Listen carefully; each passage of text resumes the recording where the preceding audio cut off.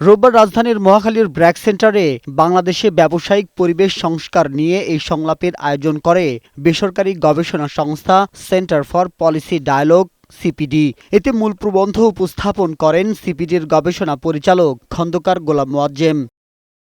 আগামী ২ বছরে দেশের অর্থনীতিতে ৩ ধরনের ঝুঁকির পাশাপাশি ব্যবসা বাণিজ্যেও ঝুঁকি রয়েছে বলে এ সময় উল্লেখ করা হয়।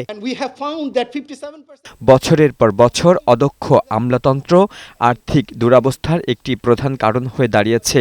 সাম্প্রতিক বছরগুলোতে বৈদেশিক মুদ্রার অস্থিরতাও একটি বড় কারণ হয়ে উঠেছে।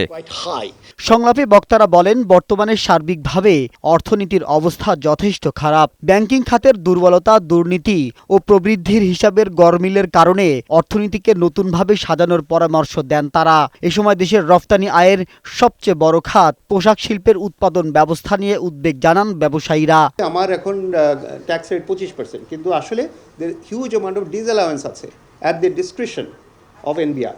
Wanted to talk about is banking খাতের দুর্বলতা, দুর্নীতি ও রাজনৈতিক অনিশ্চয়তার কারণে দেশের অর্থনীতির স্বাভাবিক কার্যক্রম ক্ষতিগ্রস্ত হচ্ছে। পাশাপাশি পোশাক খাতে উৎপাদন ব্যবস্থা ভঙ্গুর হয়ে পড়েছে। এ সময় রাজনৈতিক অস্থিতিশীলতার কারণে বিদেশি বিনিয়োগ কমে যাচ্ছে বলে জানান ব্যবসায়ীরা।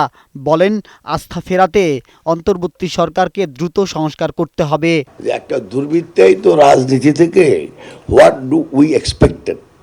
Nothing more than what happen already, because this criminalized politics has created their own self-interested group in every sector. সংলাপে প্রধান উপদেষ্টার আন্তর্জাতিক বিষয়ক বিশেষ দূত লুৎফে সিদ্দিকী বলেন, সরকারের ইতিবাচক সংস্কারে সব পক্ষকে সহযোগিতা করতে হবে।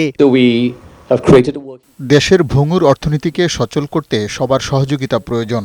এজন্য অর্থনীতিবিদ, গবেষক ও ব্যবসায়ী সহ সব পক্ষকে একসাথে কাজ করতে হবে। ট্যাক্স জালিয়াতি কমাতে ও আদায় পদ্ধতি সহজ করতে এনবিআর এর প্রতি আহ্বান জানান অর্থনীতিবিদরা। মাহবুব আজমি, বৈশাখী সংবাদ, ঢাকা।